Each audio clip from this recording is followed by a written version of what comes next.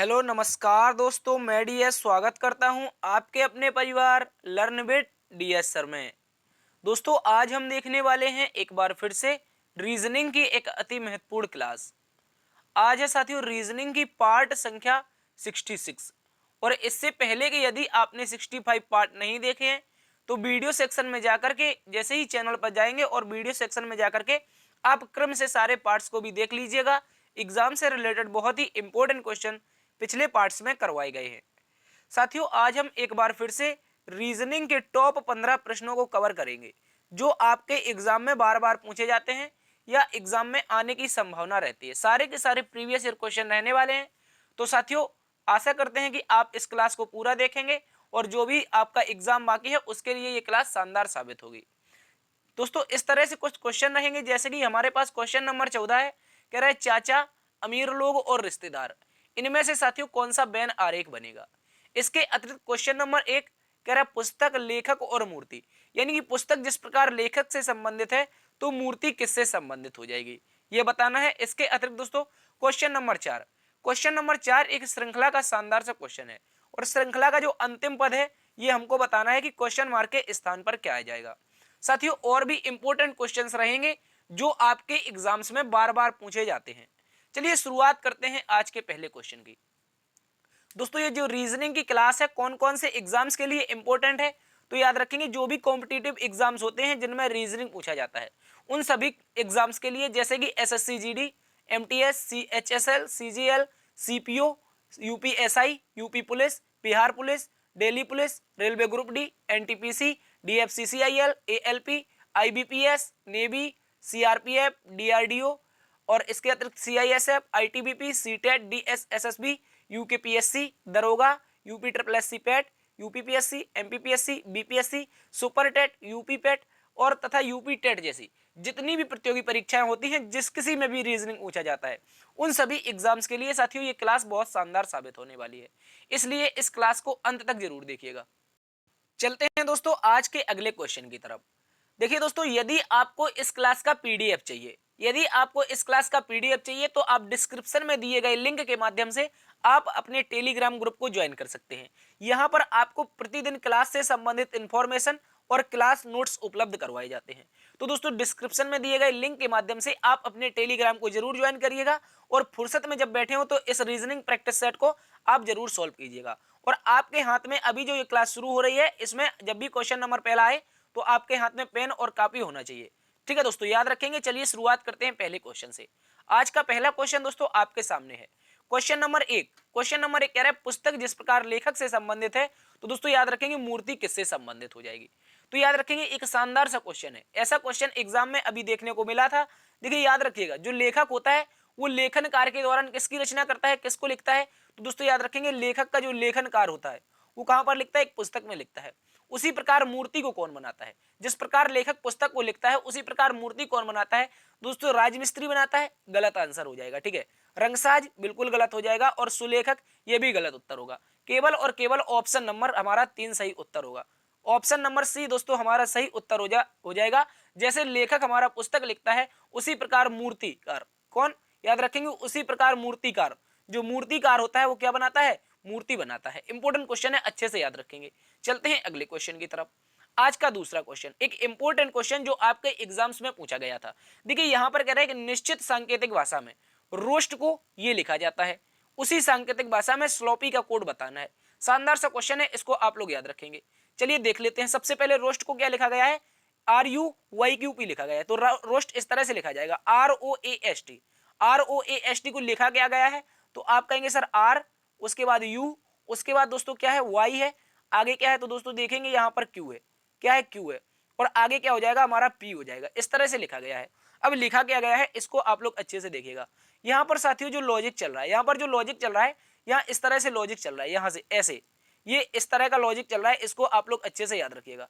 इस तरह का लॉजिक चल रहा है, बहुत इंपॉर्टेंट क्वेश्चन है, अच्छे से आप लोगों को याद रखना है। मिडिल का मिडिल में हो जाएगा, आसपास के आसपास से। अब चल क्या रहा है दोस्तों, देखिए यहाँ पर जो आर होता है, ये जो हमारा आर होता है यहाँ पर देखेंगे इसका जो प्लेस वैल्यू बनेगा सर कितना बनेगा, 18 बनेगा। और 18 में से -2 कर देंगे तो कितना आ जाएगा, यहाँ पर 18 में से -2 करेंगे, 18 में से -2 करेंगे। देखिए यहाँ पर ये गलत चिन्ह लगे हुए हैं, 1 मिनट। देखिए यहाँ पर जो चिन्ह था वह टी का आर से, एस का यू से, ठीक है। उसके बाद आर का लास्ट वाले से, आर का लास्ट वाले से, और ओ का क्यू से, और मिडिल का मिडिल में रहेगा, कुछ इस तरह से बनेगा। इसको आप लोग अच्छे से याद रखिएगा। तो जो जो हमारा प्लेस वैल्यू होता है आर का 18 होता है, कितना होता है याद रखेंगे दोस्तों, आर का जो प्लेस वैल्यू 18 और पी का 16, यानी कि माइनस का 2 हुआ है। उसी प्रकार ओ होता है 15 पर, और इसमें क्या करेंगे +2 करेंगे, इसमें क्या करेंगे +2 करेंगे, तो क्या आ जाएगा साथियों, इसमें +2 करेंगे तो हमारा आ जाएगा, याद रखेंगे ओ से 2 जोड़ेंगे 17 आ जाएगा, और ए में -2 करेंगे, क्या करेंगे ए में -2 करेंगे, इस तरह से। ए होता है 1 पर और -2 करेंगे तो 1 से -2 होगा साथियों, 25 हो जाएगा। उसी प्रकार आगे जब बढ़ेंगे एस होता है 19 पर, एस 19 पर होता है, और यहाँ पर क्या है 21 है, तो इसका मतलब क्या है दोस्तों, +2 हुआ है। अब की बार क्या हुआ है, +2 हुआ है। इसके बाद यहाँ पर क्या हो जाएगा हमारा, टी से -2 हो जाएगा। देखिए लॉजिक क्या चल रहा है, इसका सीधा सा पहले प्लेस वैल्यू लिख लेते हैं, जल्दी से लिख लेते हैं। आर, 1 मिनट, आर 18 पर, ओ 15 पर, ए 1 पर, और ये एस हो जाएगा 19 पर, टी 20 पर हो जाएगा। और दिया क्या गया है साथियों, 18 दिया गया है, उसके बाद 21 दिया गया है, उसके बाद हमें क्या मिला है, उसके बाद 25 मिला है, उसके बाद क्या मिला है दोस्तों, कहेंगे 17, और आगे मिला है 16। तो देखिए यहाँ से क्या हुआ है, -2 हुआ है, यहाँ से क्या हुआ है, -2 हुआ है, और यहाँ से देखेंगे तो क्या हुआ है, -2 हुआ है, यहाँ से देखेंगे साथियों +2 हुआ है, और यहाँ से देखेंगे तो क्या हो जाएगा, -2 हो जाएगा। इस तरह का बना है। सॉरी, यहाँ पर -15 वाले में -2 नहीं है, देखिए गलती हो रही है यहाँ पर कहीं ना कहीं, ये वाले में -2 नहीं है, यहाँ पर +2 है। उसके बाद यहाँ -2, फिर यहाँ पर +2, इस तरह से। उसके बाद यहाँ से ऐसे हो जाएगा, ठीक है, इसको याद रखेंगे, -2, इस तरह का लॉजिक चल रहा है, यानी कि -2 +2, -2 +2, -2 +2, इस तरह का लॉजिक चल रहा है। अब यही लॉजिक लगा लेते हैं यहाँ पर, कौन सा, यही वाला। देखिए यहाँ पर सबसे पहले -2 करना है, तो क्या हो जाएगा हमारा, देखिए सबसे पहले क्या है, एस होता है 19 पर, और 19 वाला जो है पहले स्थान पर है, आर पहले स्थान पर था, लास्ट वाले पी से गुड़ा हुआ है, तो इसमें -2 करेंगे तो लास्ट में क्या आना चाहिए सर, 19 में 2 जाएगा, क्यू बचेगा, यानी कि लास्ट में। उसके बाद एल 12 पर है, एल 12 पर है तो क्या होना चाहिए सर, यहाँ पर +2 होना चाहिए, और 12 2 कितना हो जाएगा, 14, यानी कि एन होना चाहिए, क्या होना चाहिए साथियों, एन होना चाहिए, यानी कि एन क्यू लास्ट में बनेगा, वही सही उत्तर होगा। ये दोनों के दोनों गलत हो गए। इसके बाद बीच में ओ दे रखा है, बीच में ओ दे रखा है, तो इसमें क्या हो जाएगा, इसमें हो जाएगा हमारा -2, ओ में क्या बनेगा, -2 बनेगा, तो दोस्तों हम क्या करेंगे, ओ में -2 जाएगा, यानी कि 13 बचेगा, यानी कि एम एन क्यू दोनों में दे रखा है। इसके बाद शुरुआत किससे होनी चाहिए, शुरुआत यहाँ पर y है, यहाँ पर p है, ठीक है, यहाँ पर y है, यहाँ पर p है, तो p में क्या करेंगे दोस्तों, p में हम 2 जोड़ेंगे, सॉरी p में 2 घटाएंगे, p में 2 घटाएंगे तो n आएगा, उसके बाद क्या होगा, p में 2 घटाएंगे n आएगा, और आगे y है तो y में 2 जोड़ेंगे तो a आएगा, यानी कि ऑप्शन नंबर दोस्तों सी सही उत्तर होगा। इसको आप लोग अच्छे से याद रखिएगा, बहुत शानदार सा क्वेश्चन है। हालांकि यहाँ पर कुछ ना कुछ लफड़ा हो रहा था, इसलिए इसको थोड़ा ज्यादा टाइम लग रहा है, तो आप लोग इसको देखेंगे, ऑप्शन नंबर सी सही उत्तर आ जाएगा। चलते हैं अगले क्वेश्चन की तरफ। अगला क्वेश्चन नंबर 3 दोस्तों कह रहा है, प्रश्न शब्द में अक्षरों के ऐसे कितने जोड़े हैं जिनके मध्य उतने ही अक्षर हैं जितने की अंग्रेजी वर्णमाला में उनके मध्य होते हैं। यहाँ पर बताना, एक शानदार सा प्रश्न शब्द दे रखा है, इसमें अक्षरों के ऐसे जोड़े बताने जिनके मध्य उतने ही अक्षर होते हैं जितने अंग्रेजी वर्णमाला में। चलिए शुरुआत करते हैं, गिनना डब्ल्यू से शुरू करते हैं। कहाँ से, डब्ल्यू से। तो डब्ल्यू से गिनेंगे तो क्या हो जाएगा, डब्ल्यू के बाद कोई बड़ा नंबर दिखाई दे रहा है सर, बिल्कुल नहीं दिखाई दे रहा है। डब्ल्यू के बाद कहीं भी ना तो एक्स है, ना तो वाई है, ना ही जेड है, कहीं देखेंगे तो यहाँ पर कोई नंबर नहीं है, तो डब्ल्यू से गिनने का कोई मतलब नहीं है। शुरुआत करते हैं ए से, B C D E F G H I J. इसके बाद ए का कोई पेयर नहीं मिला है, यहाँ पर ए का कोई पेयर नहीं है। अब एस से चेक करते हैं, तो एस के बाद क्या हो जाएगा, टी हो जाएगा, यानी कि एक पेयर मिल चुका है, एस टी का एक पेयर हो गया। उसके बाद टी के बाद U V W X Y Z, और आगे ए, तो कोई पेयर नहीं है। अब एस से पीछे चेक करते हैं, तो एस के बाद टी और यू, कोई पेयर नहीं मिला। अब एक पेयर मिल चुका है एस टी का, इसको आप लोग अच्छे से याद रखेंगे। कलर चेंज कर लेते हैं और टी से शुरुआत करते हैं। टी से शुरुआत करेंगे तो क्या हो जाएगा, टी के बाद U V W X Y Z, और उसके बाद ए, तो कोई पेयर नहीं मिला। और पीछे देखते हैं तो फिर क्या हो जाएगा, यू और वी और डब्ल्यू, यानी कि टी के बाद दोस्तों हमारा एक और पेयर बनेगा जो डब्ल्यू से बन रहा है। देखिए अगर आगे बना था हमारा एस टी और इधर बना है टी डब्ल्यू, क्या बना है, टी डब्ल्यू, तो 2 पेयर मिल चुके हैं। इसके बाद चेक करते हैं ई से, ई से चेक करेंगे तो ई के बाद क्या हो जाएगा, F G H I J के, कोई पेयर नहीं है। अब दूसरी दिशा में चेक करते हैं, एफ जी एच आई, कोई पेयर नहीं मिला। ई से कोई पेयर नहीं है, इसको याद रखेंगे। इसके बाद बी से चेक करते हैं, बी के बाद क्या हो जाएगा, C D E F G, B के बाद डी सी सॉरी बी के बाद सी डी ई एफ जी, कोई पेयर नहीं है, ठीक है, याद रखेंगे कोई भी पेयर नहीं है, इंपॉर्टेंट क्वेश्चन है, अच्छे से याद रखेंगे। इसके बाद पीछे चेक कर लेते हैं, तो बी के बाद C D E F G, B से भी कोई पेयर नहीं मिला। ए से फिर से चेक करते हैं, तो ए के बाद देखिए ये ए और के बाद क्या आएगा, बी आएगा, उसके बाद सी आएगा, डी आएगा, ई आएगा, एफ आएगा, जी आएगा, तो कोई पेयर नहीं है, यानी कि एक पेयर और मिल चुका है, कौन सा, ए और बी का। इसको आप लोग अच्छे से याद रखेंगे, ए बी का पेयर और मिल चुका है। यहां पर देखेंगे ए के बाद क्या है दोस्तों, बी सी डी ई, यानी कि आगे कोई भी पेयर नहीं है आगे की दिशा में। अब कलर चेंज कर लेते हैं, अब एस से चेक करते हैं, एस के बाद क्या होगा, टी यू वी, कोई पेयर नहीं है, T U V W X Y Z, कोई पेयर नहीं है। इसके बाद अब के से चेक करते हैं, के से चेक करेंगे तो के बाद क्या आएगा, एल एम, नहीं पेयर बन रहा है। इसके बाद L M N O P Q R S, यहां पर भी कोई पेयर नहीं बन रहा है। ई से चेक करते हैं, तो ई के बाद F, F G H I J K L M N, तो दोस्तों कोई भी पेयर नहीं है, ठीक है, कोई भी पेयर नहीं है, याद रखेंगे। अब टी से चेक करेंगे, तो ठीक है भाई, U V W X Y Z, उसके बाद आगे ए बी सी डी, यानी कि कोई भी पेयर नहीं मिल रहा है। तो दोस्तों यहां पर जो पेयरों की संख्या मिलेगी, देखिए जब भी ऐसा क्वेश्चन आएगा, चाहे बड़ा नंबर हो या छोटा नंबर हो, आपको इसी तरह से गिनना है, इसका कोई शॉर्ट लॉजिक नहीं होता है, इसको गिनना ही पड़ता है, ठीक है। तो इसमें कोई और पेयर नहीं मिला, यानी कि तीन केवल और केवल है, एस टी, टी डब्ल्यू और ए बी। इस तरह से ऑप्शन नंबर सी साथियों सही उत्तर हो जाएगा। इसको आप लोग अच्छे से याद रखेंगे, मोस्ट इंपोर्टेंट क्वेश्चन है। चलते हैं दोस्तों अगले क्वेश्चन की तरफ।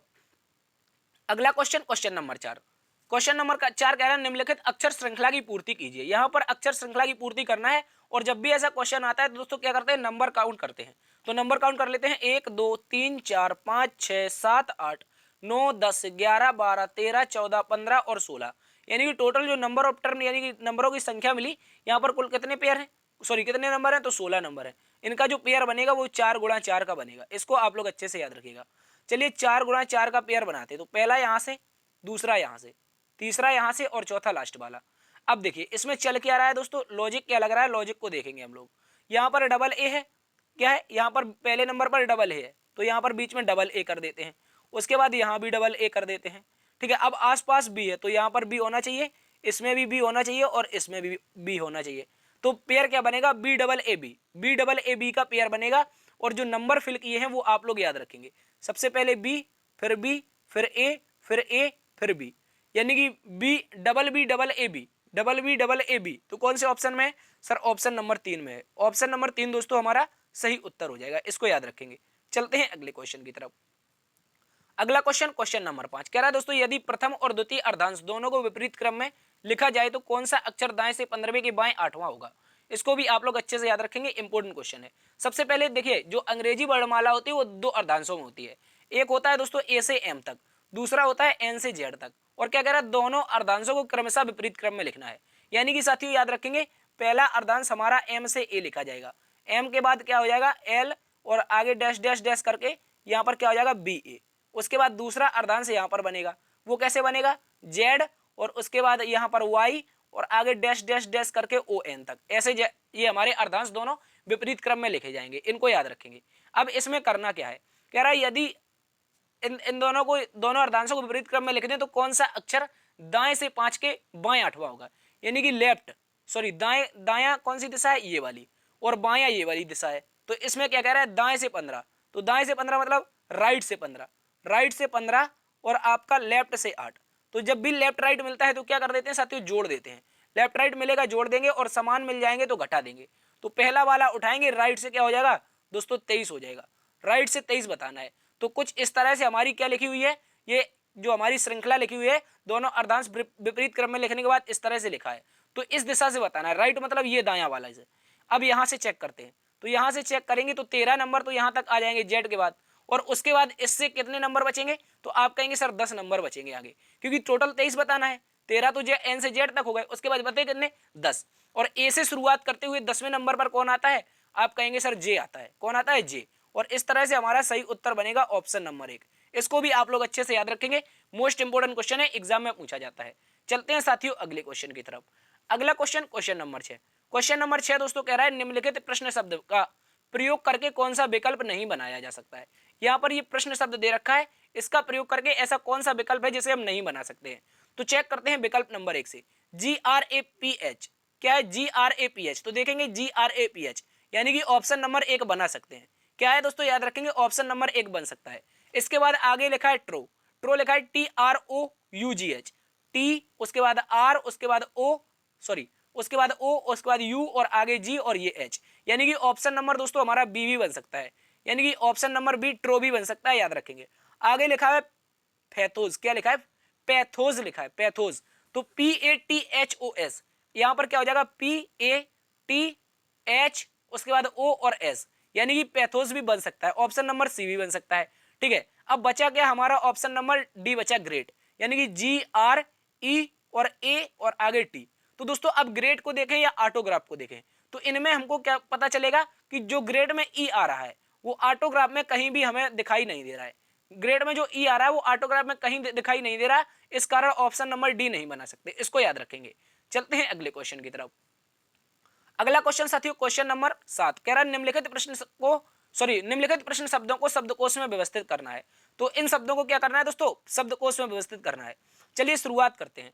तो पहले 5 यहाँ पर हमें टोटल नंबर दे रखे हैं, 5 ऑप्शन है, इन सभी को व्यवस्थित करना है। तो पहले 3 अक्षरों को देखेंगे, PRE PRE, यहाँ पर भी PRE, यहाँ पर भी PRE, और ये हो जाएगा हमारा PRE। ठीक है, इसको याद रखेंगे।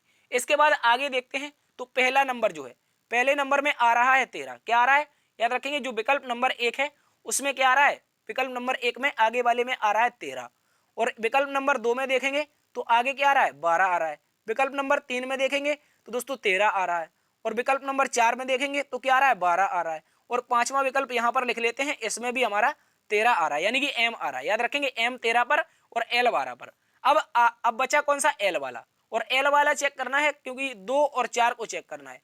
या तो शुरुआत 2 से होनी चाहिए या तो 4 से होनी चाहिए, लेकिन जब आगे चेक करते हैं तो आगे L के बाद जब चेक करेंगे साथियों तो कौन सा नंबर, U आएगा, क्या आएगा, U, यहाँ पर यानी कि दूसरे नंबर में U आता है 21 पर, और यहाँ पर क्या हो जाएगा हमारा चौथे विकल्प में आई होता है 9 पर। तो दोस्तों चौथे विकल्प से शुरुआत होनी चाहिए, तो ये 2 विकल्प तो कट गए। ठीक है, ये 2 विकल्प तो अलग हो गए। अब चेक कर लेते हैं कौन से में, 1, 3 और 5 में, 1, 3 और 5 में चेक कर लेते हैं कौन सा सबसे पहले आएगा। तो 1, 3, 5 में यहाँ पर देखा जाए साथियों तो 1 नंबर तो सबसे लास्ट में आना चाहिए। देखिए यहाँ पर O है, O होता है 15 पर, आई देखेंगे 9 पर, आई देखेंगे 9 पर, तो 4 से शुरुआत 1 से अंत होना चाहिए। 4 से शुरुआत 1 से अंत ऑप्शन नंबर सी में दे रखा है, और साथियों ऑप्शन नंबर सी इसका सही उत्तर हो जाएगा। इसको आप लोग अच्छे से याद रखेंगे। चलते हैं अगले क्वेश्चन की तरफ। अगला क्वेश्चन साथियों क्वेश्चन नंबर 8 कह रहा है निम्नलिखित प्रश्न श्रृंखला की पूर्ति कीजिए। यहाँ पर एक शानदार सी श्रृंखला दे रखी है, इसमें बताना है कि लास्ट में जो क्वेश्चन मार्क है इसके स्थान पर क्या आएगा। चलिए चेक करते हैं इसमें क्या आने वाला है। ठीक है दोस्तों, तो इसको चेक करेंगे तो क्या हो जाएगा, सबसे पहले हमारा 32 में से 29 हुआ है, यानी कि साथियों 32 में से 29 हुआ है तो यहाँ पर -3 हुआ है, और 29 में से 24 हुआ है तो दोस्तों -5 हुआ है। आगे 24 में से 17 हुआ है, 24 से 17 हुआ है तो 17 7 24, यानी कि -7 हुआ है। और आगे देखेंगे तो क्या हुआ है दोस्तों, याद रखेंगे, आगे देखेंगे तो क्या हो जाएगा, 3 2 5 2 7, और आगे 9 करेंगे तो कितना बचना चाहिए, 9 करेंगे तो 8 बचना चाहिए, लेकिन 6 बच रहा है, यानी कि -11 हुआ है। क्या हुआ है, -11। और आगे देखेंगे तो साथियों -13 हुआ है। अब क्या आना चाहिए, अब क्या आना चाहिए, ये जरूरी है। ठीक है दोस्तों, यहाँ पर क्या चल रहा है, 3 5 7 11 13, यानी कि अभाज्य संख्याओं का पैटर्न चल रहा है। अभाज्य संख्याएं एक क्रम से इसमें घट रही हैं। तो दोस्तों 93 में से अब अगली अभाज्य संख्या कौन होगी, 15 नहीं होगी, 17 हो जाएगी। क्या हो जाएगी, 17, और 93 में से 17 जाएगा तो कितना बचेगा सर, 93 में से 17 घटा लेते हैं। ठीक है, ये रहा 93 और इसमें 17 घटाते हैं तो 13 में से 7 जाएगा 6, और यहाँ पर क्या बचेगा दोस्तों, याद रखेंगे आगे बचेगा हमारा 7, यानी कि 76 आना चाहिए। क्वेश्चन मार्क के स्थान पर 76 आना चाहिए। ऑप्शन नंबर ए में दे रखा है साथियों, ऑप्शन नंबर ए सही उत्तर हो जाएगा, इसको आप लोग अच्छे से याद रखेंगे। चलते हैं दोस्तों अगले क्वेश्चन की तरफ। अगला question question number 9, question number 9 एक शानदार सा क्वेश्चन है, कह रहा है निम्नलिखित प्रश्न में लुप्त पद ज्ञात कीजिए। यहाँ पर ये जो क्वेश्चन मार्क दे रखा है इसके स्थान पर बताना है साथियों क्या आ जाएगा। बहुत ही इंपॉर्टेंट क्वेश्चन है जो आपके एग्जाम्स में पूछा जाता है। ठीक है, याद रखेंगे। तो दोस्तों कह रहा है कि यहाँ पर एक क्वेश्चन मार्क है, इसमें बताना है कि क्या आ जाएगा। चलिए चेक कर लेते हैं लॉजिक क्या चल रहा है, उस लॉजिक के साथ शुरुआत करेंगे। तो क्या दोस्तों हम क्या ला सकते हैं, कैसे सोल्व कर सकते हैं। ये एक सर्कल है, क्या बीच वाले नंबर का हर बार प्रयोग करके आगे का नंबर आ जाएगा। 2 से हुआ है 17, 17 से हुआ है 137। देखिए अगर 2 में 8 का गुणा कर दें साथियों, 2 में 8 का गुणा कर दें और प्लस में कर दें 1, तो 2 8 16 1 17। ठीक है, आ गया अगला नंबर। अब 17 में क्या करें साथियों, 8 का गुणा करें, 17 में 8 का गुणा करें और सर क्या कर दें, +1 कर दें, तो 17 में गुणा का 8 होना चाहिए। यहाँ पर 8 7 56 और 8 एकम 8 होगा तो 5 13 होगा 136, और एक जोड़ेंगे साथियों 137 हो जाएगा, जो कि यहाँ पर दे रखा है। ठीक है, अब इसी 137 में हमें क्या करना है, इसी 137 में क्या करना है दोस्तों, बीच वाले 8 से गुणा करना है। क्या करना है, बीच वाले 8 से मल्टीप्लाई करना है और प्लस में 1 करना है। तो 137 मल्टीप्लाई 8, चलिए चेक करते हैं। 137 मल्टीप्लाई 8, तो ये रहा 137, इसमें मल्टीप्लाई 8 करेंगे तो 8 सते कितना हो जाएगा साथियों, 56 हो जाएगा। 8 तिया 24 5 29 हो जाएगा। और यहाँ पर क्या होना चाहिए, 8 8 तिया 24 5 29, 8 एकम 8 2 10, यानी कि 1096, और प्लस करेंगे तो 1097 आना चाहिए। क्या आना चाहिए साथियों, 1097। कौन से ऑप्शन में है सर, ऑप्शन नंबर 3 में है। ऑप्शन नंबर 3 दोस्तों हमारा सही उत्तर हो जाएगा। यह भी एक मोस्ट इंपोर्टेंट क्वेश्चन था, इसको आप लोग अच्छे से याद रखेंगे। इसमें साथियों लॉजिक क्या चल रहा था याद रखेंगे, ये जो बीच में 8 दे रखा है, इस 8 का हर बार प्रयोग कैसे करना है, 2 में 8 का गुणा करना है इसी मिडिल का, और प्लस में 1 करना है। इसी 17 में 8 का गुणा प्लस 1, 137 में 8 का गुणा प्लस 1, तो क्वेश्चन मार्क के स्थान पर बनेगा 1097। ठीक है, इसको याद रखेंगे। चलते हैं अगले क्वेश्चन की तरफ। अगला क्वेश्चन, क्वेश्चन नंबर 10। दोस्तों क्वेश्चन नंबर 10 हमसे कह रहा है कि निम्नलिखित प्रश्न में विषम पद ज्ञात कीजिए। इसमें हमें विषम बताना है कि क्या हो जाएगा। चलिए इसको चेक कर लेते हैं। तो दोस्तों पहला देखा जाए तो क्या लिखा है, आकाश और तारे लिखा है। तो दोस्तों आकाश में क्या होता है, तारे होते हैं। ठीक है, इसको याद रखेंगे। हाँ, आकाश और तारे का संबंध बन रहा है। उसी प्रकार स्टेडियम, उसी प्रकार स्टेडियम को देखेंगे तो स्टेडियम में क्या होते हैं दोस्तों, खिलाड़ी होते हैं। उसी प्रकार अगर विश्वविद्यालय को देखें यानी यूनिवर्सिटी को देखें तो क्या होंगे, उसमें स्टूडेंट होंगे, कुछ ना कुछ मात्रा में स्टूडेंट होंगे। उसी प्रकार स्टेडियम में कुछ मात्रा में क्या होंगे, खिलाड़ी होंगे। उसी प्रकार स्टेडियम आकाश में कुछ मात्रा में क्या होंगे, तारे होंगे। ठीक है, अब देखते हैं ऑप्शन नंबर बी को। ऑप्शन नंबर बी को, क्या चांद में कुछ ग्रह होते हैं, क्या चांद में ग्रह होते हैं? तो दोस्तों चांद एक ग्रह नहीं है, चांद क्या है, एक उपग्रह है। ये उपग्रह है किसका, याद रखेंगे दोस्तों, उपग्रह है पृथ्वी का। अच्छे से याद रखेंगे, ऑप्शन नंबर बी हमारा विषम हो जाएगा। चलते हैं अगले क्वेश्चन की तरफ। अगला क्वेश्चन, क्वेश्चन नंबर 11 कह रहा है, एक तस्वीर की ओर इशारा करते हुए राकेश ने कहा, एक तस्वीर की ओर इशारा करते हुए राकेश ने कहा, वह मेरे दादा के इकलौते बेटे की बेटी है, वह मेरे दादा के इकलौते बेटे की बेटी है, लड़की राकेश से कैसे संबंधित है। चलिए इसको भी चेक करते हैं। तो सबसे पहले कह रहा है, राकेश कह रहा है कि वह मेरे दादा, यानी किसके दादा, यहां पर हमारा हो जाएगा राकेश। ये रहा राकेश, लड़का है तो प्लस लगाएंगे। इसके दादा कैसे बनेंगे, इसके ऊपर एक पापा आएंगे। क्या आएंगे, राकेश के सबसे पहले तो पिताजी आएंगे। ठीक है, और उसके ऊपर, पिताजी के ऊपर कौन आएंगे, दादा आएंगे, क्योंकि दादा जो होते हैं वो तीसरी पीढ़ी में, ऊपर दादाजी जो होंगे वो तीसरी पीढ़ी में होंगे। इनको आप लोग अच्छे से याद रखेंगे। ये हो गए दादाजी। अब कह रहा है, वह मेरे दादा के इकलौते बेटे, दादा के इकलौते बेटे ये यानी कि पिताजी हो जाएंगे, और इकलौते बेटे की बेटी है, इकलौते बेटे की बेटी है, तो यानी कि ये क्या हो जाएगी, राकेश की बहन हो जाएगी। कौन हो जाएगी, वो महिला जो तस्वीर की में है वो क्या हो जाएगी, वो बहन हो जाएगी राकेश की। अच्छे से याद रखेंगे। कह रहा है राकेश से कैसे संबंधित है, तो से किसके साथ लगा है, राकेश के साथ। तो राकेश क्या कहेगा, राकेश कहेगा मेरे पिता की बेटी मतलब मेरी बहन। ऑप्शन नंबर ए दोस्तों सही उत्तर हो जाएगा। क्या हो जाएगा, याद रखेंगे, ऑप्शन नंबर ए दोस्तों सही उत्तर हो जाएगा। मोस्ट इंपोर्टेंट क्वेश्चन है जो आपके एग्जाम्स में पूछा जाता है। ठीक है, चलते हैं अगले क्वेश्चन की तरफ। अगला question, question number 12। Question number 12 एक शानदार सा क्वेश्चन है। कह रहा है, एक शाम दीपक और रोहन एक दूसरे से बात कर रहे थे। यदि इस समय दीपक की परछाई ठीक उसके आगे हो, तब दीपक का मुख किस दिशा में होगा। चलिए इसको हम लोग चेक कर लेते हैं। तो इसको किस तरह से चेक करेंगे, याद रखेंगे आप लोग। सबसे पहले दोस्तों क्वेश्चन में कहा गया कि जो एक शाम है, क्या है दोस्तों, याद रखेंगे शाम है, और शाम की दिशा में सूरज किस दिशा में होता है साथियों, जो सूर्य होता है वो हमेशा पश्चिम में होता है। कहां पर कुछ इस तरह से दिशाएं बनाएंगे, तो ये हमारी पश्चिम, ये हमारी ईस्ट यानी पूर्व, ये हो जाएगी उत्तर, क्या हो जाएगी नॉर्थ, और ये हो जाएगी साउथ। तो कुछ इस तरह से दिशाएं बनेंगी। तो सूर्य हमारा कहां पर है, पश्चिम में है। और दोस्तों इसकी जो परछाई होगी, यदि कोई सूर्य पश्चिम में है और व्यक्ति सूर्य के सामने खड़ा है, तो परछाई उसकी कहां पर बनेगी, पूर्व में बनेगी। याद रखेंगे, पूर्व में बनेगी। अब कहा क्या है कि एक शाम थी, दीपक रोहन एक दूसरे से बात कर रहे थे। यदि इस समय दीपक की परछाई ठीक उसके आगे हो, यानी कि दीपक की जो परछाई है साथियों वो दीपक के ही आगे पड़ रही थी। दीपक के आगे कैसे पड़ेगी, मान लीजिए ये दीपक खड़ा है और दीपक का मुख पूर्व दिशा में है, तभी तो इसके आगे इसकी परछाई दिखाई देगी इसको, तभी तो इसके आगे परछाई दिखाई देगी। इसके बाद आगे जो दोस्त होगा अगला वाला दोस्त होगा दीपक, सॉरी ये अगला वाला दोस्त होगा रोहन। ये हो गया दीपक, क्योंकि दीपक के बारे में कहा है कि दीपक की परछाई ठीक आगे है, तो ये दीपक हो गया, ये रोहन हो गया। अब दोस्तों कोई लड़का है, जैसे आपस में हम लोग बात कर रहे हैं, तो क्या हम पीट करके बात करेंगे, एक दूसरे को मुख करके बात करेंगे ना। तो दीपक का मुख हो जाएगा पूर्व दिशा में। और क्वेश्चन में क्या पूछा कि दीपक का मुख किस दिशा में है, तो दीपक ये रहा दीपक, और दीपक का मुख किस दिशा में, तो दिशा जो बनेगी हमारी वो कौन सी बनेगी, ईस्ट दिशा बनेगी। ठीक है, याद रखेंगे ईस्ट दिशा यानी कि पूर्व दिशा। ऑप्शन नंबर बी दोस्तों हमारा सही उत्तर हो जाएगा। चलते हैं अगले क्वेश्चन की तरफ। अगला क्वेश्चन, क्वेश्चन नंबर 13 कह रहा है दोस्तों एफ के पास एच की तुलना में कम किंतु जी से अधिक धन है। एफ के पास जो है धन की जो संख्या है वो एच की तुलना में कम है लेकिन जी से अधिक है। तो यहां पर हम क्या बना देंगे, एफ को बना देंगे। एफ के पास जो धन है, एफ ये रहा एफ, और एफ के पास जो धन है वो एच से कम है। किससे, एच से। तो एच ऊपर आ जाएगा और जी से अधिक है तो जी नीचे आ जाएगा। आगे कह रहा है ई के पास एफ से अधिक धन है। ई के पास एफ से अधिक धन है किंतु एच से कम है। तो यहां पर ये रहा ई, ये रहा ई, इससे जो इसका जो धन है वो एफ से अधिक है और एच से कम है। तो कह रहा है सबसे निर्धन कौन है, सबसे गरीब पूछा है। देखिए क्या इस तरह का कहीं पर लॉजिक बन सकता है? आप कहेंगे सर बिल्कुल बन सकता है। कौन सा बन सकता है? अगर इन दोनों का हम प्रयोग करें, इन दोनों का प्रयोग करें तो सबसे ऊपर तो एच होना चाहिए। एच के नीचे क्या है, ई है, और ई के नीचे क्या है दोस्तों, एफ है, और सबसे नीचे कौन हो जाएगा, जी हो जाएगा। यानी कि सबसे गरीब कौन है, तो आप कहेंगे सर जी नाम का बंदा। जी नाम का जो बंदा है वो सबसे गरीब है। और ऑप्शन नंबर बी में ये चौथे स्थान पर यानी कि चौथे ऑप्शन में दे रखा है ऑप्शन नंबर जी। चौथा ऑप्शन, ऑप्शन नंबर जी दोस्तों इसका सही उत्तर हो जाएगा। इसको भी आप लोग अच्छे से याद रखेंगे। चलते हैं अगले क्वेश्चन की तरफ।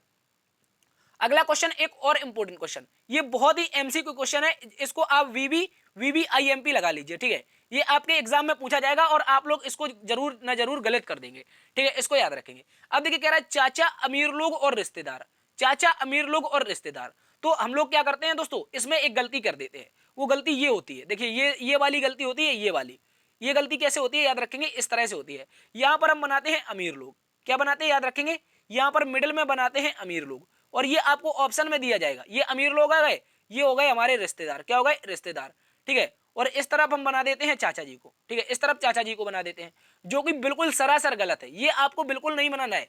चाचा, अमीर लोग और रिश्तेदार पूछे तो दोस्तों हमेशा इस तरह का आरेख बनेगा। सबसे पहले चाचा के लिए बनाएंगे, किसके लिए, ये हमारे अंकल का हो जाएगा। और अंकल किसके अंतर्गत आ जाएंगे, अंकल हमारे रिलेशन के अंतर्गत आ जाएंगे, यानी कि फैमिली मेंबर के तहत, यानी रिश्तेदार के अंतर्गत आ जाएंगे। और अमीर लोग कौन होंगे दोस्तों, कुछ अंकल अमीर हो सकते हैं, कुछ रिश्तेदार अमीर हो सकते हैं। यानी कि अंकल जी किसके अंतर्गत आएंगे दोस्तों, याद रखेंगे जो अंकल जी होंगे वो किसके अंतर्गत आएंगे, ये अंकल जी का पार्ट आएगा किसके अंतर्गत, याद रखेंगे रिश्तेदार के अंतर्गत। सारे के सारे जो रिश्तेदार होंगे वो अंकल जी नहीं होंगे, लेकिन जो अंकल जी होंगे वो एक रिश्तेदार होंगे, याद रखेंगे, ठीक है। तो इस तरह से यहां पर क्या बन जाएगा, अमीर लोग बन जाएगा। ये हो जाएगा अमीर लोग, ठीक है, ये हो गए अमीर लोग, रिच पर्सन। तो अमीर लोग में कुछ हमारे चाचा अमीर हैं, कुछ हमारे रिश्तेदार अमीर है। तो अमीर का पार्ट कुछ रिश्तेदार में आ जाएगा, कुछ चाचा में आ जाएगा। तो इस तरह का जो ऑप्शन बनेगा ऑप्शन नंबर डी दोस्तों, ऑप्शन नंबर डी हमारा सही उत्तर हो जाएगा। इसको आप लोग अच्छे से याद रखेंगे, मोस्ट इंपोर्टेंट क्वेश्चन है जो आपके एग्जाम्स में पूछा जाता है, ठीक है। तो इसको याद रखना है, ऑप्शन डी सही उत्तर है। चलते हैं दोस्तों अगले क्वेश्चन की तरफ। अगला question, question number 15। Question number 15 दोस्तों कह रहा है निम्नलिखित प्रश्न में अंतर्निहित आकृति ज्ञात कीजिए। इस प्रश्न में ये प्रश्न आकृति है और इन चार ऑप्शन में बताना है कि कौन से चार ऑप्शन में ये क्या है, अंतर्निहित है। हमें बताना है अंतर्निहित आकृति। तो किस तरह की आकृति है दोस्तों, याद रखेंगे कुछ इस तरह की आकृति दे रखी है। इस आकृति को अंतर्निहित बताना है कौन से ऑप्शन में है। तो क्या चेक करते हैं, यहां से अगर चेक करें, यहां से अगर हम चेक करें पहले ऑप्शन में, तो ये इस तरह की तो दिखाई देगी लेकिन नीचे की ओर नहीं आ रही है, तो ऑप्शन नंबर 1 गलत हो गया। अब इसको यहां से चेक करते हैं, तो इसमें क्या हो जाएगा साथियों, ये नीचे की ओर आ रही है और यहां पर भी जा रही है, लेकिन आगे जब देखेंगे तो इस दिशा में आई है, ठीक है, इस दिशा में आई है। उसके बाद कहां पर है, उसके बाद क्या हो जाएगी हमारी, क्या हो जाएगी याद रखेंगे, एक मिनट, इसको एक बार फिर से चेक करते हैं। देखिए यहां पर क्या है, सबसे पहले ये आकृति इस तरह की होनी चाहिए, यानी कि सबसे पहले ये आकृति हो गई, ठीक है, ये वाली आकृति हो गई। उसके बाद ये वाली आकृति हो गई, यानी कि नीचे की ओर आई है, ये नीचे की ओर आ चुकी है। उसके बाद यहां से देखेंगे तो अब आप देखेंगे ये जो आकृति है वो लगभग 60 डिग्री घूम रही है, लेकिन यहां पर देखेंगे इसका कोण जो 60 डिग्री से थोड़ा ज्यादा है, तो ये वाला गलत होगा क्योंकि ये ज्यादा घूम रही है। कहां से घूम रही है, याद रखेंगे ये वाली आकृति इसमें ज्यादा घूम रही है, इस कारण ये गलत हो जाएगा। और आगे चेक करेंगे तो यहां पर ये आकृति पूरी नहीं हो रही, गलत है। अब जो सही उत्तर बनेगा, जो एक्यूरेट उत्तर बनेगा उसको आप लोग अच्छे से याद रखिएगा। देखिए यहां से अगर चेक करें, ऑप्शन नंबर डी को देखिए गौर से, यहां से अगर चेक करें तो ये आकृति सेम ऐसी आ रही है, और इसके बाद ये ऊपर की ओर भी थोड़ा बड़े एंगल के साथ झुकी हुई है, और आगे नीचे भी यहां पर आ रही है, ठीक है, याद रखेंगे ये ऊपर की ओर झुकी है और बड़े एंगल के साथ भी आ रही है। तो किस तरह की बनेगी, ऑप्शन नंबर डी के अनुसार जो प्रश्न आकृति है वो बनेगी। देखिए इस तरह की बनेगी साथियों, ये हमारी आकृति कुछ इस तरह से बनेगी। बहुत इंपॉर्टेंट क्वेश्चन है, याद रखेंगे, एग्जाम में आपसे पूछा गया था। लेकिन ये इस बारी आकृति में देखें, यदि हम ऑप्शन नंबर सी में देखें तो ऑप्शन नंबर सी का जो एंगल है, देखिए सॉरी ऑप्शन नंबर जो बी को देखें तो ऑप्शन नंबर बी का जो एंगल हमको दिखाई दे रहा है, ये वाला एंगल, कौन सा, ये वाला एंगल, ये एंगल बहुत ज्यादा झुका हुआ है, लेकिन यहाँ पर आकृति में एंगल झुका नहीं है। ठीक है, तो इस कारण ऑप्शन नंबर बी गलत, ऑप्शन नंबर ए गलत, ऑप्शन नंबर सी गलत। ओनली ऑप्शन नंबर डी हमारा सही उत्तर हो जाएगा। इसको आप लोग अच्छे से याद रखेंगे, एग्जाम में अभी इसी वर्ष ये क्वेश्चन पूछा गया था। तो दोस्तों ये थे आज के टॉप 15 क्वेश्चन। आशा करते हैं आज के ये टॉप 15 क्वेश्चन आपको पसंद आए होंगे। यदि दोस्तों पसंद आए तो एक बार से सेशन को लाइक कर दीजिए, दोस्तों में ज्यादा से ज्यादा सेशन शेयर कीजिए। यदि चैनल पर पहली बार आए हैं और अभी तक आपने सब्सक्राइब नहीं किया है तो आप अपने चैनल को सब्सक्राइब जरूर कर लीजिए। देखते रहिए आपका अपना परिवार लर्न विद डीएस सर। मिलते हैं कल एक नई क्लास में नई ऊर्जा के साथ, तब तक के लिए अपना ख्याल रखना। जय हिंद, जय भारत।